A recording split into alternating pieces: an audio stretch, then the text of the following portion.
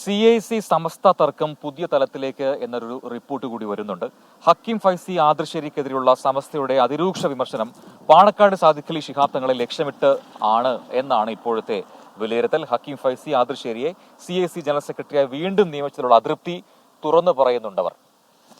അതെ, CIC പ്രസിഡന്റായി പാണക്കാട് സാദിഖ് അലി ശിഹാബ് തങ്ങളെ കൊണ്ട് ഈ വിഷയത്തിൽ നടപടിയെടുപ്പിക്കുകയാണ് സമസ്തയുടെ ലക്ഷ്യം.